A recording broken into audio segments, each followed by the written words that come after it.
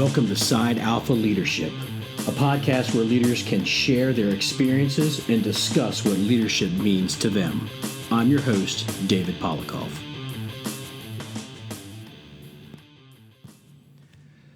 Hello and welcome to this month's Side Alpha Leadership Podcast. I'm your host, David Polikoff. I'm pleased to have Anthony Kastros on the line with me over on the West Coast. So without me rambling on, Anthony, welcome to the show, and why don't you tell the audience a little bit about yourself?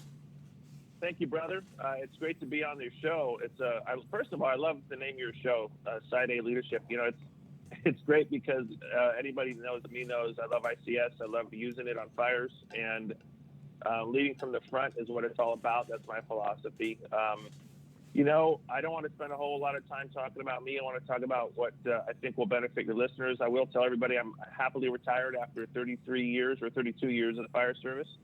Was a battalion chief my last 14 almost years in the field, and had a great time. And I'm blessed to be doing a lot of teaching and training still with our books and videos that we have out through fire engineering. And we have a great team of instructors, and we're traveling the country and doing a lot of great stuff. So with that, let's talk about good stuff.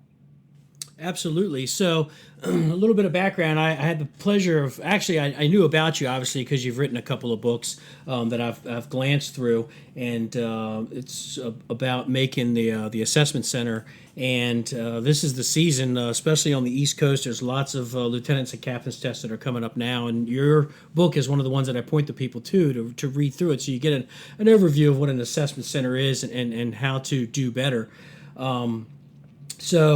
And I got the chance to actually meet you in person last year at Fire Engineering through our mutual friend, Frank Ritchie.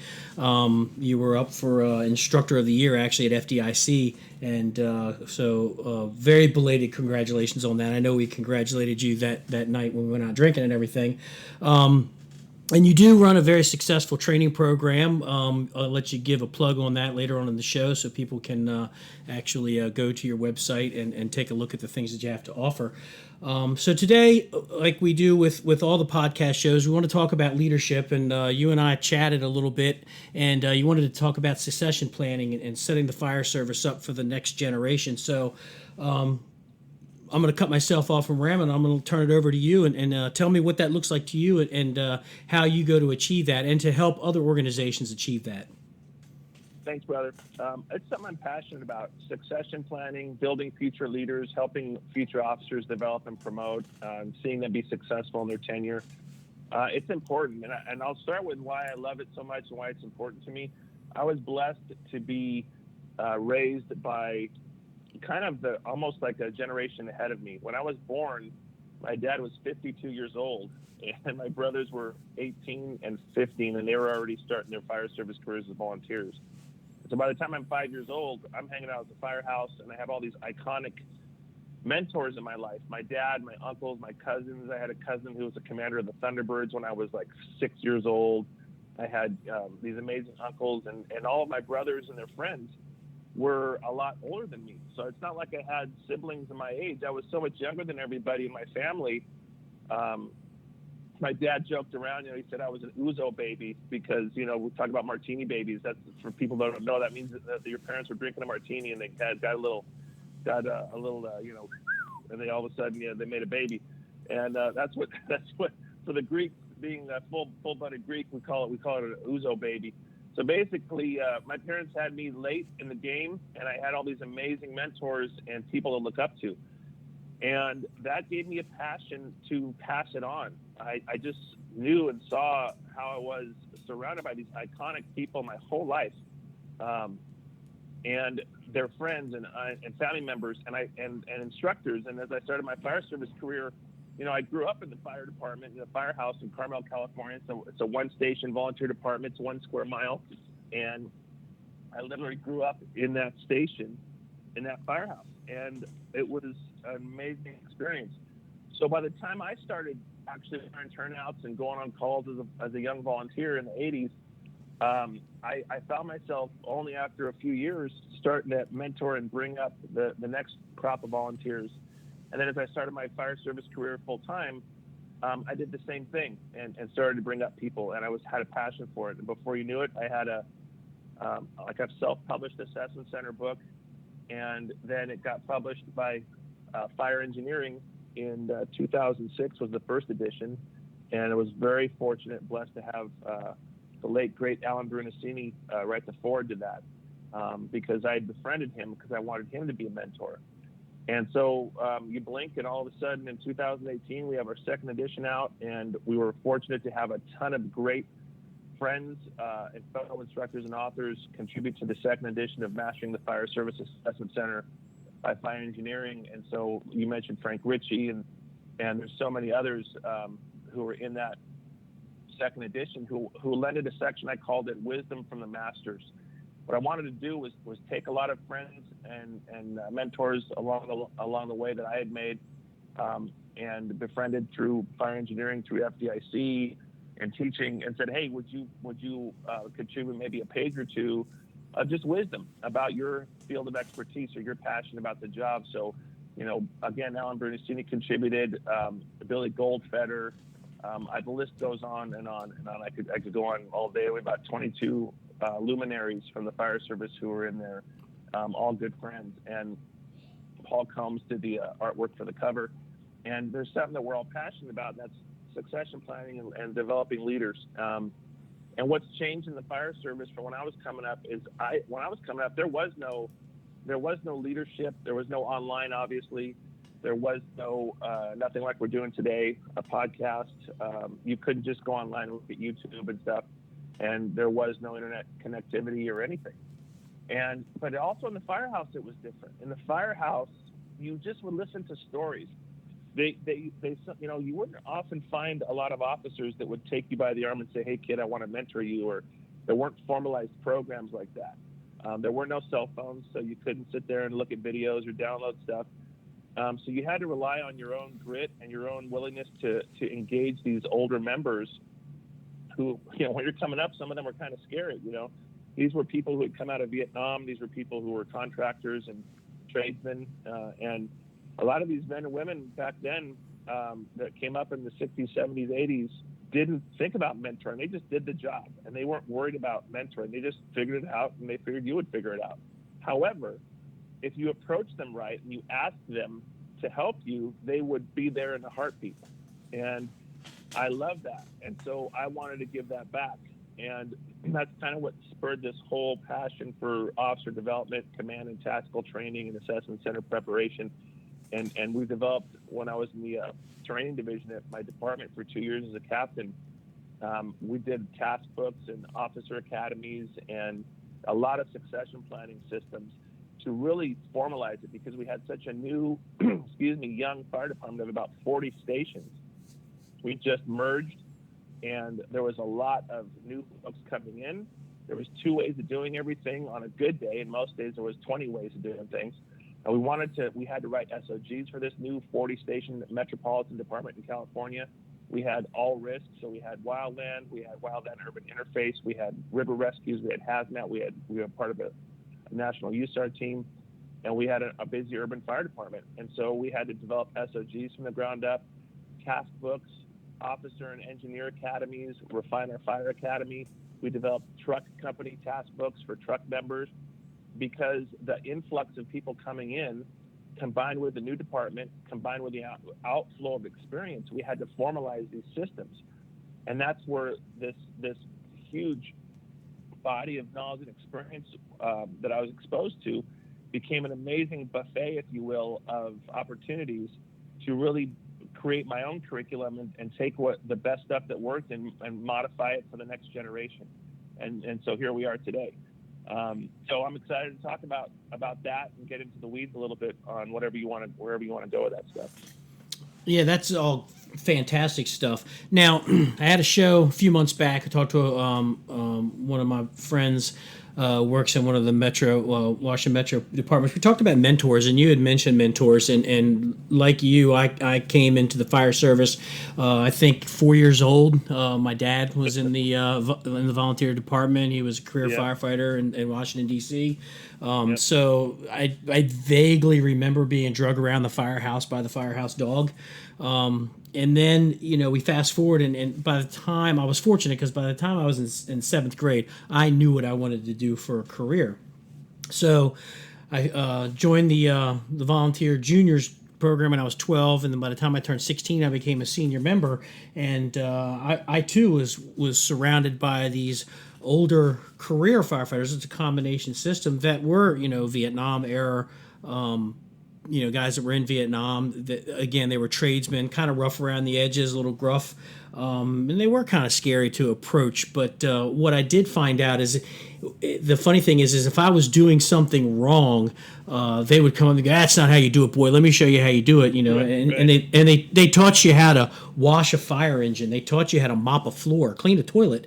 I think we kind of steer away from that nowadays. So when we talk about mentors, how would one go about, first of all, being a mentor? And we talked about it, and it's not an it's an organic thing. It just kind of happens.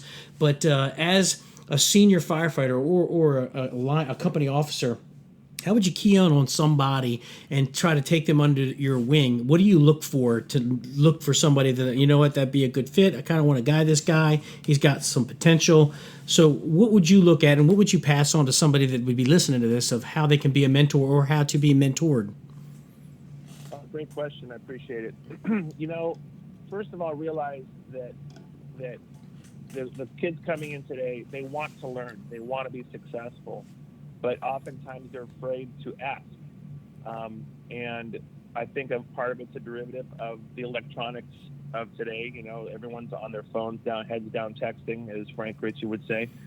And I think that they're a little intimidated to come into this fire department, whether it's one station or 100 stations. You're coming into a building and a workplace that's full of people who trust each other, who've built up a rapport. And for the millennials coming in, I'm not trying to stereotype, but a lot of these folks that I've seen, this is my own experience. This isn't from a book or some theory. I saw a lot of kids coming in that didn't have social skills, and they would come in with their heads down texting, and they were kind of afraid to engage. So I just reach out to them and say, "Hey, how can I help you? I'm here for you. Do you have any questions?" And they would look at me like, "Oh, wow, okay, sure." And so you kind of have to coax it out of them at first. I remember one time I was talking to a probie, and we were washing dishes, and I was a battalion chief, and I didn't have to wash the dishes. In fact, when I was coming up, the probies washed the dishes, period. However, we've evolved, we've changed, and we want to accept people in. So I was washing the dishes alongside this probie, and I said to him, "Look, I said, the crew's going to tell you don't have to wash the dishes because you're on the medic unit, you're on the ambulance, you're going to be busy and running calls all night. So they're going to be nice and say you don't have to do the dishes, and that's great. But you should still do the dishes. If you're in quarters, don't just sit around and don't just hang out here and take them up on their offer to not do dishes. You got to jump in and do dishes." And he goes, "Wow, nobody ever tells us this stuff." And I said, "Yeah." I said, "That's why I'm telling you. I want you to be successful. It's not that they're testing you. It's not that if you don't do dishes, they say to you, 'Oh, just relax. You don't have to do dishes. It's okay. You're on the medic tonight.' They're not going to look down on you if you take them up on it. But if you do the dishes, you're making a statement saying, 'You know what? I want to earn my stripes. I want to come in here and learn the traditions and work my butt off and realize that I own the sink.'" And I forgot who it was. I think it was Frank Ritchie that told me about, the "I own the sink" philosophy, which means as a probie, you own the kitchen sink. You got to start there. And when you start there with that kind of attitude, it's pretty remarkable how the crews will take to you, and the crews will want to invest in you because they see as a new probie you're coming up, and they want to invest in a probie who's eager, who's hardworking, who's humble, and who's got their mouth closed and their eyes and ears open. But it's great to ask questions, and that's the thing is, I've heard it said 1,000 times by crews, "Well, if they want to know, they can ask," kind of thing. And so you have to show, as an up-and-comer, you have to show that initiative. As an officer, you have to create the environment. On the other side, as a mentor, you have to show a desire to help, and you have to create a safe environment. So, for example, I was sitting at the kitchen table at that same station, and there's 10 of us in the firehouse having dinner, and I looked at the two probies, and they're just, again, sitting down, heads down, texting. And I looked at the probies, and I looked at them, and I looked at the captains, and everyone was just kind of, the senior folks were just kind of bantering and talking after dinner, and the probies were just kind of sitting there with their heads down, not really engaging. And I looked at the captains, and I said, "Hey, captains," this was an engine and truck house. I said, "Why don't you tell us, what you think, what you and your crew think that these new probies, these new colleagues of ours should know at this stage of their career? What wisdom or words of advice do you have for them, as we're sitting here after dinner, you think they should know and wish that you knew at this stage of your career?" And man, it was beautiful. For the next probably 45 minutes, the captain started, and it went all the way down to the engineers, through the senior firefighters, through the junior firefighters, and they all were giving these awesome pearls of wisdom to these firefighters, these probies, and it was magical. It was wonderful to watch. And at the end, they said, "What do you have to add, Chief?" And I just looked and I said, "Do everything they said. I second what they said. I got nothing to add." And it was beautiful. And the probies, man, they were licking it up with a biscuit, man. They were licking it up with a spoon. It was awesome. They were into it. And we created this culture in our battalion. And I think the department where I came from has a great culture of mentoring and bringing other people up. And so it doesn't just happen by accident. You have to make effort, whether you're coming up and want to learn, or you're a mentor, a senior member, or an officer. You have to create those opportunities and tell people, "I'm here for you. I want to help you," and make time to do that. It's funny because I love having kitchen table talks. I'm assigned in my battalion. I'm assigned into a station as an engine, an ambulance, and a medic unit. And I like to sit down at the kitchen table and just kind of BS with the guys. I think that's where you really get this organic flow of information. You mentioned about the millennials, and we usually touch on that on almost every podcast. And I try to tell people before they try to go down this rabbit hole of stereotyping millennials, these are some of the smartest people that are coming out of the training academy. And as an older member, you can't look at them and say, "Well, this generation today." And I kind of laugh. I said, "You know what? The guy said the same thing about me back in the early 80s when I was in the fire department. When I was working in the career department, they were looking at me like, oh, this generation today." And I guarantee their parents were saying the same thing. So the thing about millennials now, you had touched on it about being the socially awkward. Everything in the world that they want is in the palm of their hands. Literally, they can just pull out their little computer that makes phone calls and is also a calculator, and they can find anything in the world that they want to find. The trick is to get their heads out of the phone. I've got two smaller kids. They're not millennials. They're the generation Y or whatever they are. They're in their early teens. And that whole making eye contact and that socially awkward because they'd rather make this contact with the little screen in their hand as opposed to the face that's in front of them. I find that difficult to try to break these recruits out of that, to get away from the phone and let's have this conversation, people to people. And the kitchen table, I think, is the best place. I call it the great equalizer because everybody has a voice, and there's no dumb question. Everybody should be asking questions. So I like the fact that you talked about, just kind of steering that conversation. Hopefully that captain would have picked up and said, "You know what, from here on out, this is the direction that we should go after dinner." Instead of just all breaking into our silos, we all kind of get together and we talk together, like, "Hey, these are some things that you need to learn. I wish I knew this back when I was at your time in the fire service." Now, one of the other things that I want to touch on real quick is the "I got mine" mentality, and this leads back to the succession planning, where you get people that work their way through the ranks and they become, the technicians, the lieutenants, the captains, and they don't want to pass that information on because it's the whole "I got mine" and "I'm not going to make you good because you might make me look bad" type of thing. How do we get away from that poison pill? I love that you called it a poison pill. That's exactly what it is. I heard it said once of a well-respected battalion chief in my department. They said, "Oh, he's a good battalion chief. He's just not much of a mentor." And I was like, wait a minute. How can you have somebody be a good officer, but then in the next breath say, well, he's not that good of a mentor, though, but he's a good officer. Well, what the heck? In today's day and age, that should be like 51% of your job is mentoring. And it's just counterintuitive to me. So the I got mine, you get yours thing you had talked about, it is the old generation, maybe a little bit attitude, but we have to realize that as officers, our job is to be replaced, is to prepare people to replace us. And unfortunately, I think the biggest detriment to the fire service is one of our greatest strengths also, and that is that we're very task-oriented. So we think about the job in front of us and getting the job done in front of us, and we don't think about mentoring somebody else to do that job someday. We don't think about softer skills, and you see us struggle with things like workplace conflict, work environment issues, and because we're focused on checking the rig and running fires and how to do a fire attack and all that stuff, we don't think about developing other people, let alone how to lead them properly.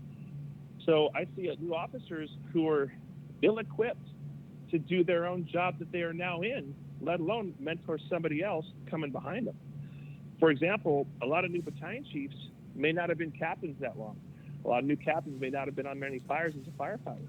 And now all of a sudden they're charged with leading a crew or a whole battalion when they didn't have a lot of experience to begin with heading into the new job. And so the last thing they're thinking about is helping somebody else because they're just trying to survive.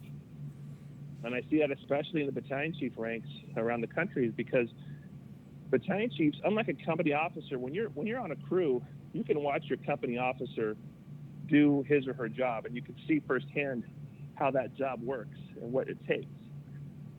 But once you go from company to chief officer, you didn't have that benefit. A lot of people don't even know what the battalion chiefs do other than maybe deliver the mail. Very few battalion chiefs are training with their crews. Very few are developing new officers. And it's amazing. One of the things I was surprised by in my 13 plus years as a battalion chief, I would share my expectations with every single member of the battalion that would come in. We get a new member of the battalion and I would share expectations. And every single one of them said, wow, Chief, you're the first battalion chief to ever share your expectations with me and sit me down so we could have a talk. Thank you. And I was just blown away by that. So it's a mental paradigm shift that the entire fire service needs to make, I think. That's where I'm going with it. Yeah, I did the same thing when I got promoted to the battalion chief's position. I was in what they called a relief spot, and it's a blessing and a curse because the relief spot, I only worked Tuesday and Friday. I worked Tuesday 24 hours, Friday 24 hours, and I was off Saturday, Sunday, and Monday, and then went back to Tuesday, Friday. It was awesome for shift-wise with young kids. I could plan my schedule. My wife's a nurse, so we could, she could do her thing. But after a while, it got to the point where, I'm in charge of just a few people, but it's not really my shift. It was almost like I felt like a substitute teacher mentality. So I had the opportunity arose. I took over a shift. Somebody went up to the office, so I took over their shift. And one of the first things I did is I sat down at home, put my laptop on my lap, and I just kind of started scrolling out what my expectations were of my officers and what my expectations are of my officers and how I want them to treat and lead their people. And it ended up being about 3 pages, and I think the last bullet point was, and whatever else pops up we'll talk about. And every single officer gets a copy of that. And I don't want to say I'm the only one that does that. I would hope that others do that, at least so they have it in hard form, so they can always go back and take a look at it. I like training with the guys. When they do stuff, I like to go out. If I'm not actually got my hands on, I'm standing there, I'm watching, seeing what they're doing. I ask questions. So I think that that plays a big part of kind of lowering the curtain or lowering that wall, so the guys feel a little more comfortable coming to you to ask questions. And I love it when they ask questions because it gives me a chance to maybe do some critical thinking. And if I don't know the answer, I'm very honest with them. And I said, I don't know. I'll go find out, and I'll get the answer back to you. but that whole I got my mentality, I never bought into that, and I want the guys and gals that are coming up through the ranks, if I want them to be better, I want them to have a better fire service as they move forward. You talked a little bit about company officers and the time that they spend in each rank. I was fortunate, I spent a lot of time in each rank before I went to the next rank, so I felt comfortable as I went in, but you're never 100%. You always have questions. I want to talk a little bit about officer training and how you put your program together, and what is some of the key points that you are giving your officers. Everybody can run a fire call. Everybody can put their gear on and they can go down the road. But it's like you said, the soft skills, the admin stuff, the people skills, the conflict resolution. How do you help newer officers that are coming in to tackle those problems, and what do you give them resources-wise that they can go to find answers if they have them? Great question, brother. Like everybody, I love hands-on training, right? Every firefighter loves hands-on training.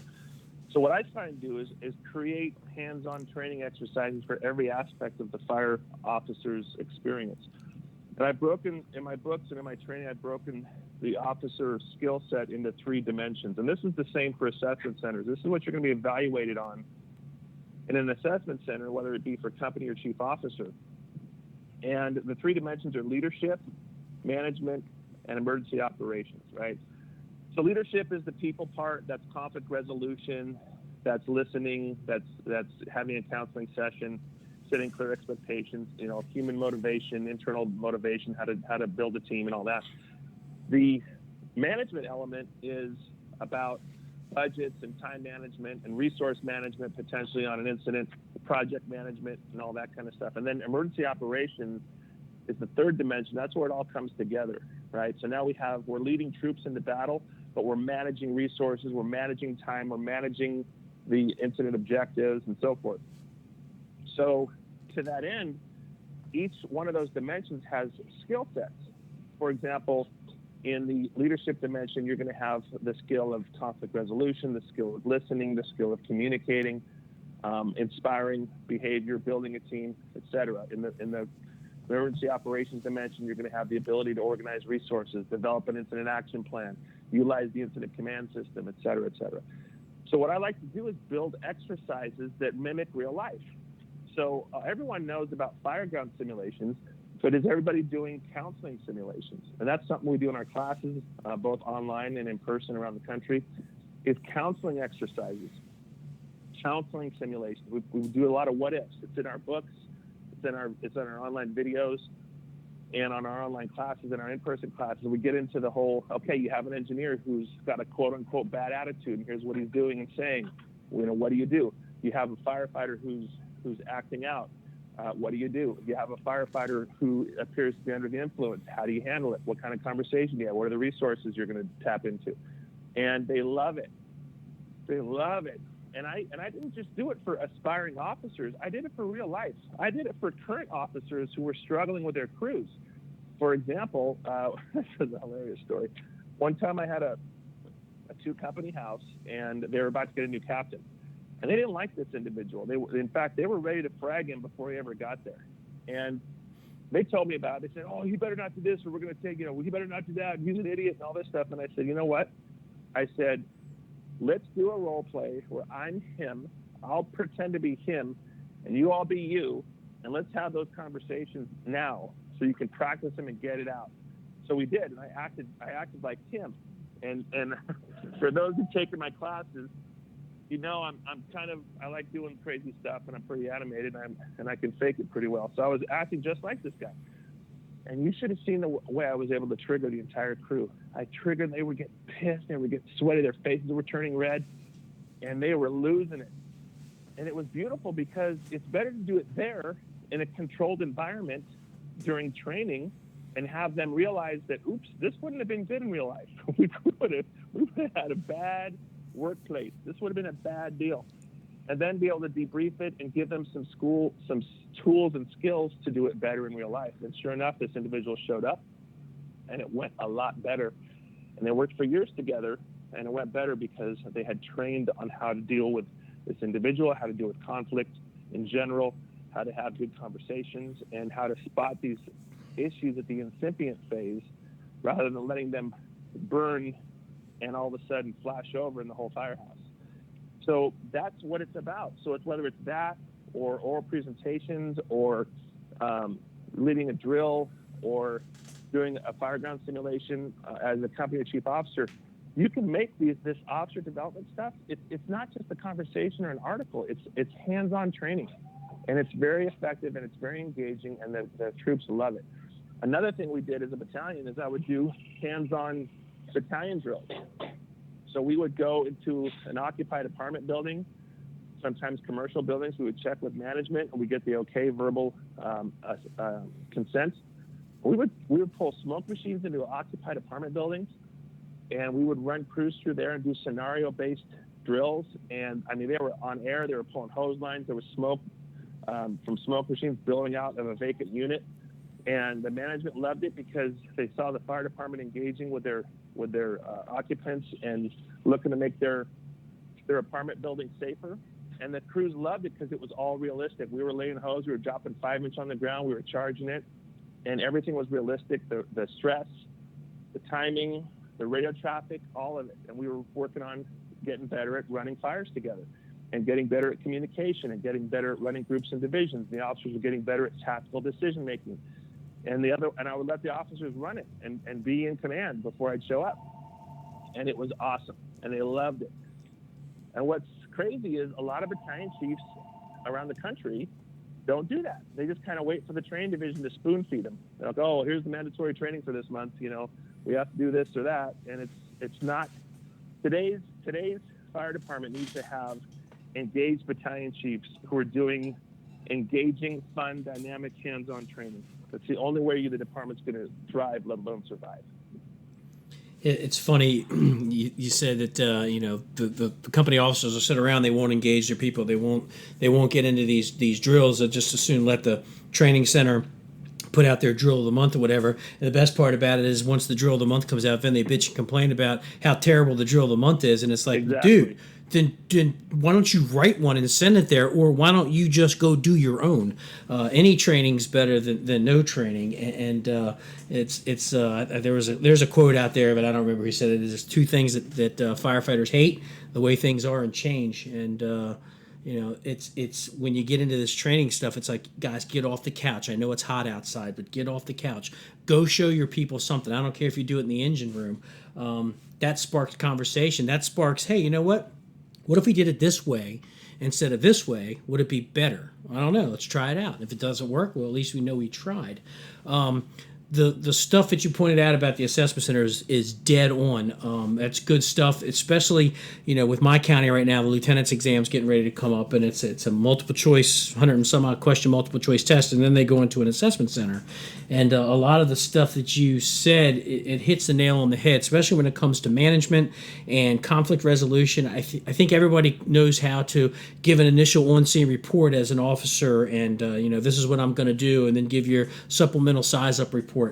Everybody feels comfortable with that. It's the other stuff that people have a problem with is how do you show sympathy? How do you show empathy? How do you show leadership traits? How do you make decisions, which is a huge one. A lot of people are afraid to make decisions because they think they're going to get in trouble, or they're afraid that they're going to make the wrong decision. So the things that you have in your book is, I tell people, I said, go out and get the book and read the book. It gives you an idea of what an assessment center is. It gives you an idea of what assessors are looking for, and it kind of sheds some light on what the whole assessment center process is. For the last 10 years, I've been holding a class about a month before the test. It's free, and I take the first 25 people. They come to my local volunteer department, and we sit down and we talk for about 4 to 5 hours about assessment centers. And then I run them through some tactical scenarios with pictures of buildings and put fire coming out of it and stuff like that. But we also talk about the management stuff and discipline and how you handle that, as long as it's falling into the scope of our policy and procedures. I think that's the stuff that people really need to concentrate on, and I'm glad that there's people like you that are out there. There's so many training companies that are out there that are talking about, hey, I'll teach you how to pull a hand line. Hey, I'll teach you how to throw a ladder. But it's the other stuff that we kind of lack on, that management stuff, that administrative stuff that kind of falls through the cracks, and that's what's going to make or break a fire department. So Talk a little bit about some of the training that you do. I know you go all around the country. It's been kind of stunted lately with the coronavirus, but some of the stuff that you're doing now and the stuff that you're doing online. Well, thanks, brother. It's interesting. We started to produce and develop our online courses over a year ago. Obviously we had no idea COVID was coming, but we realized, that there's just a wider audience to reach. We can only be so many places in the year. We travel around the country with our cadre of instructors, but we wanted to make the training more available to more people. And so what we did is we developed 2 new tracks. We developed a company officer online assessment center course and a battalion chief online assessment center course that follow the book, the assessment center book from fire engineering, and it follows the curriculum of our 4-day class. And we've done a lot of work and spent a lot of money getting this done right and creating an interactive experience for the online students. So there's a lot of drop downs, a lot of quizzes. You get evaluated on everything from your size ups to your in baskets to your own self evaluations. So it's interactive. There's quizzes. You get scored. You get feedback. A lot of videos, and it goes along with the book. And so we've specialized for the company officer, and we developed an enhanced version for chief officers. And it's been going nuts. People are getting from all over the country because of COVID. We obviously didn't plan this around COVID because we were doing it over a year ago. But with COVID, the demand has gotten even greater for this. And so I would encourage anybody who's listening to go to our website at trainfirefighters.com. That's one word, trainfirefighters with an S on the end.com. And you can find our online stuff. You can inquire about hosting a class. We're certainly going to be doing a lot more hands-on classes coming up later this year and into 2021. And we also developed a 100 simulation. We call it the Sim Lab sets and reps. And so on top of the online courses, there's a second module that we add to both of those that's nothing but sets and reps of simulation. So we cover 100 different simulations. There's 16 different building and fire types, everything from residential, legacy, and lightweight, all the way through different apartment types, multi-occupancies, big boxes, commercials, maydays, and everything, as well as MCIs, hazmats, vegetation, wildland type stuff. And every single scenario has a follow-up guide on best practices, everything from, size up to resource allocation to command and how to organize the incident and everything. And it's flexible enough for the individuals to add the element of their agency. So whether you're a small department with one station or you're a large LA City Fire Department, which we've taught there before, you can apply this training format. We're also doing a lot of command train the trainer workshops, and those are based on the DVD series from Fire Engineering called Mastering Fireground Command, Calming the Chaos. And what that is a department can host us for 5 days, and they can have up to 18 of their own instructors. At the end of that week, we create an internal cadre of instructors for them on how to teach command and tactics. And it's phenomenal. It's all based on ICS, based on our curriculum, and departments are doing that all over the country. We're backed up now with almost 10 of those workshops, each of which, like I said, is a week long, that are going to be going on all around the country, starting at the end of this year and into next year. So again, if anybody's interested in any of this training, we'd love to do it for you. We also do personal coaching with our team of amazing instructors. So just visit us at trainfirefighters.com or email us at info@trainfirefighters.com for information on any of the stuff I just mentioned. Yeah, and I'll put a link up on my social media once this airs, and they'll have the links that they can go right to your website. It's funny because I tell the story. My ambitions when I first came into the fire services is at the time all I wanted to do was be a station commander. Just be in charge of a station. That's where I wanted to work up to. I never had any desire to be a chief officer. That particular part of the job didn't interest me. Of course, I was 18 years old. All I wanted to do was ride backwards on a fire engine and go into fires.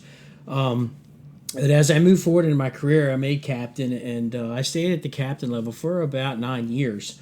and I took a couple of classes at the National Fire Academy and on incident command, and I was taking it with different deputy chiefs and chiefs and assistant chiefs from all around the country, and from moderate sized departments to smaller departments, and we were running simulations for house fires and building fires and things like that. And one of the things that struck me was the lack of knowledge and experience of running a fireground using the NIMS system. And I was floored. And I was saying to myself, is this what the American Fire Service is offering for command level or for commanding firegrounds? We're putting ourselves in a dangerous situation, and I was floored. I thought everybody commanded fires and knew how to do that, and so I kind of hemmed and hawed over it for a few weeks, and was talking to my wife, and she finally gave me the shit or get off the pot moment. It was like, you got a choice.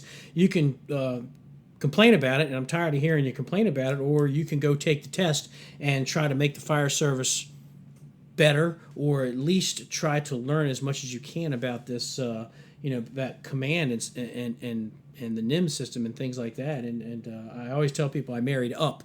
My wife did not, so I was very fortunate you and me both, brother. that I have a smart wife. So I did. I took the battalion chief's test and I passed, and I really got into this command stuff. I even though I'm not going into burning buildings anymore, I've got my actions and the orders that I give can hurt people, and I really need to make sure that I have a firm grasp on what's going on the fireground and how to communicate to the people and make sure that my objectives are out there clear. So I started really getting into this command training, and our department where I work, we have a command simulation lab, and it's a requirement in order to be, and it's a combination system, a career volunteer, in order to be a certified chief officer, to be able to run command in our county every year, you have to recertify as a chief officer. You get 3 chances, and then after that, you go into a remediation type. You're taken off of our IECS list, which means you can't command fires, and you go back in for some remedial training until you get your feet back under you. It's a really good program, and I've kind of taken that, condensed it, and I've taken it on the road. I was fortunate enough to teach it at FDIC last year as a 4-hour workshop, and I was, blown away that I had like 60 people actually come and want to hear me talk about command. It's very humbling, and knowing that there's people out there that want to learn this stuff too. And I know you've done a lot of videos. I think when you actually were in your battalion car, you've taken a lot of videos, and you actually ran through the live fires that were going on. And I know a lot of people have taken a look at some of those videos. So speaking about command, how are you, before you left, how are you training the next generation of battalion chiefs to come up? And then as you progress forward in your retirement with your company now, how are you training the firefighters to become chief officers? Well, the first thing I was doing as a battalion chief, as a new battalion chief, I realized how much my previous training had prepared me for the position. And my first day on the job as a new battalion chief ever, by myself in a BC buggy, was 4th of July in California. And 4th of July in California is going to be a pretty busy day for any fire department. And where I was working in the greater Sacramento area in the San Joaquin Valley, we had what we call a red flag day, which means it was high winds, low humidity, high heat, and it was going to be a bad day. And sure enough, my first day I had 14 working fires. And what I realized, which I already knew, but this was a defining moment, was that I relied heavily on my simulator training that I had done leading up to that moment. I was, just like airline pilots or military pilots or NASA, they do simulations. They're required to do simulations. And so I really was passionate about that. And so I spearheaded our building a command training center, really the first one in California that modeled the Phoenix command training center that they had down there. And it was a great way to bring folks in and do tabletop scenarios, do simulations, and do incident reviews. I also, as you mentioned, I started carrying a heads-up display camera on my dash, and a dash camera. Now, this is before, the fancy cameras now that are on everybody's motorcycle helmet and everybody's turnout gear. This was a little bit more archaic version.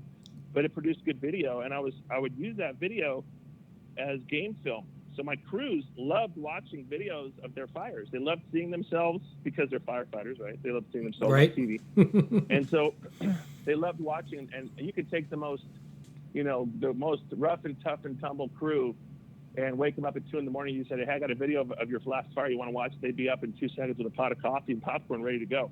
And it was great. It was just like game film of a football team. And we were able to stop and talk about what we were doing, and stop a video and look at the building and fire conditions and ask each other what we're doing, and listen to the radio traffic and listen to the in-command post discussions and what I was saying and doing.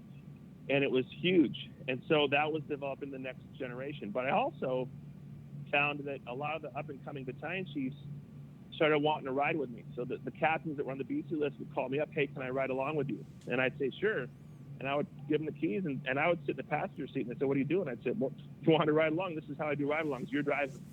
And I would let them run the battalion. I'd let them run calls and fires. And the biggest challenge they had, because we don't have field incident technicians or drivers for our battalion chiefs in my system, even though we're a large department. We certainly could use them, but budget and so forth, we just didn't have them. So the battalion chiefs in my system had what I called like a 15-to-1 span of control going to a house fire. They had all these resources to track. They had to drive code 3. They had to look up where they're going on a map. They had to deal with the MDT. They had to talk to dispatch. They had 2 channels to deal with, the command and attack. So, you're violating all the DMV laws and regulations, by the way. So how we didn't stack up more battalion chief vehicles a day is a miracle. But one of the biggest challenges these new battalion chiefs would have, or the aspiring ones, I should say, was as soon as they started driving code 3, the minute they would talk on the radio, every one of them, they would let their foot off the gas. It was almost involuntary. They would key the mic, talk on the radio, and they'd let their foot off the gas. We start slowing down. And I'd say, we still need to get there, or there's a semi coming up behind us if we're on a freeway or something. And it was funny to watch them. I would step out of the rig, and I would take a radio, and I'd say, okay, I'm going to dispatch you to this house, drive around the block, and in that drive around the block, I'll dispatch you to this house right here for a house fire. And they go, okay. So I'd get out, and I'd watch them turn on the right turn signal and turn left. I'd watch them get lost in one block, because as soon as I dispatch the call and they're trying to drive and talk on the radio and process the information, they would get lost.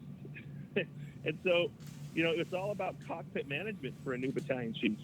And so we worked on that a lot, and we worked on decentralizing your decision-making through the incident command system.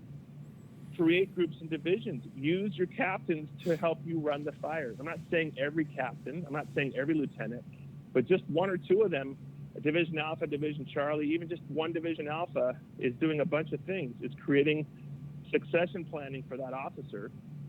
You're decentralizing and trusting that officer. You have to train them first, but you're also helping impact the NIOSH 5. You're having better accountability, because that forward tactical supervisor can see what's really going on and do a lap for you or whatever, go in and out of the building, and you're helping with communication, because you have face-to-face communications through that division soup. You have better risk assessment, because they can see things that are happening to the building from different angles and closer than you can as the incident commander. And all of that equals succession planning. So every incident had multiple layers of succession planning in it. And I can't tell you how many fires I'd pull up and I had a captain already in command. Maybe the second in captain would be in command. And I'd say, you're doing great. I'm here for you. Keep it. You got it. They look at me, well, are you sure? I say, yeah, keep it. You're doing great. I'm here if you need me. Okay, cool. So, it was a huge culture.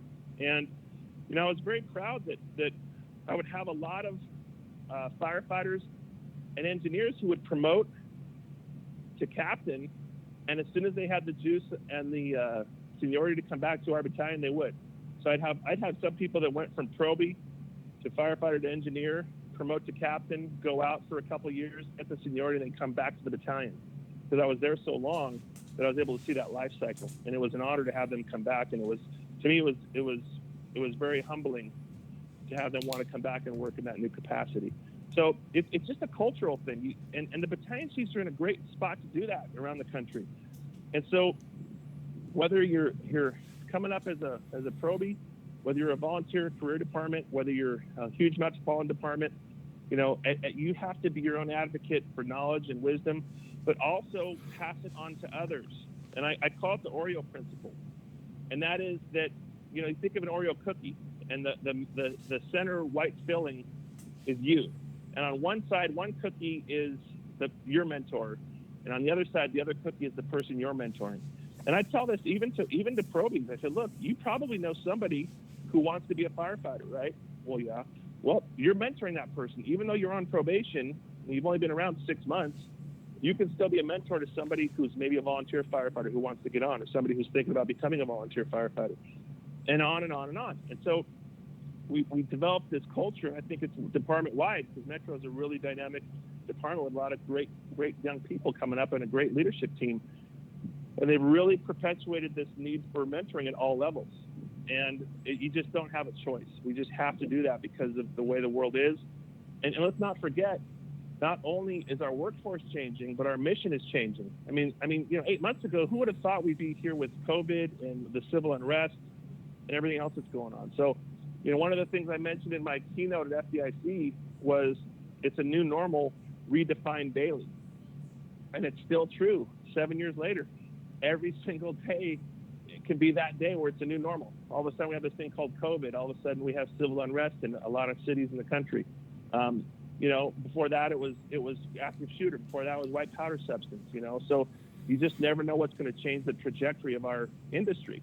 So you have to be on the front of this thing, and you got to have good leaders who have initiative. So I'll close with this. I think the most important thing a leader can have, and that we're looking for in leaders, is initiative. And I'm guessing you would agree with this. We need to have officers who are out there solving problems, not asking for permission, but out there and engaging and are empowered and have the initiative to take action without being asked. So what are your thoughts on that? Because I'm sure you're seeing it too. Absolutely. And I tell my captains, I said, don't call me up in the battalion phone and tell me what your problem is. Call me up and tell me what the problem is and how you're going to solve it. And am I cool with that? That's all I want to know. And if I've got something like, hey, I hear what you're saying. Under normal circumstances, that would work. But I got this engine and this truck going out that you didn't know about. But how about if we do this? That's what I want for my people, and that in my own way is saying I want you to make decisions, okay? Right. And if the decision isn't the best decision, okay, we'll move on from there. But that's how you learn. But yeah, I don't want to hear your problems. I'll hear your problems, but let me know what you're going to do about it. If you got an issue at the station, fine, call me up and let me know. Keep me in the loop of what's going on and how you're handling it. That's the kind of stuff that I want to hear. That you guys are making decisions. Everybody. That's what I've been trying to tell people. I was like, we want you to make decisions. Why? And I asked the question, why do you feel like officers aren't making decisions? And the number one answer is, they're afraid they're going to get in trouble. And I always say, okay, who's getting in trouble? Name me one officer that you know that got in trouble for making a decision. And the second answer is always like, well, that's the second answer. And then I say, no, tell me. Well, tell me, and they can't, and I say, I'm not going to. I mean, unless you make such a terrible decision that somebody gets hurt or killed, and it was a truly wrong decision. Other than that, it's nothing we can't recover from. And 9 times out of 10, you're within 85 to 90% of a solid good decision. Maybe a little tweaking here and there. That's what I want for my people. I want them to make the decisions and feel comfortable making the call. And just call me up and keep me in the loop and make sure I'm good with that, and then we move forward. One of the things that you had mentioned when you had talked about the ride-alongs, like we don't have drivers either. We're a pretty large department. We don't have drivers either, so we're running 2 battalion chiefs on all full assignments. So I'm doing everything. My wife hates calling me when I'm in the car because I've got 5 radios that are going on at the same time, and it drives her crazy. But one of the other things that you talked about, and I talked about a retired Navy SEAL a couple of months ago, is that they talk about this decentralized command. And I want to touch on a little bit of that before we wrap up so people understand what that is. I did a head count of how many people are in my battalion that I'm responsible for, and it ended up being like 74 people. That's how many people I'm responsible for. But then I tell people, when the tones drop on a full assignment, we get on the scene, and I might have 40 people on the scene of this work and fire. Once I set up my divisions and my groups, I'm going to be talking to 4 to 6 people, and that's it. Those people are going to be managing the 6 or 7 people that are underneath of them, and that's how we break this fire ground down. That's how we get away from these top 5 NIOSH issues. We have that good communication. We have good command. We have good objectives that are being thrown out there. We have the two-way radio talk that I'm telling you, you're hearing, and the outcome is going to be good. So that's what we talk when we talk about this decentralized command. The military calls it decentralized command. We call it using NIMS, with our tactical worksheets and things like that. So I'll give you the last word on that, and then we'll wrap up.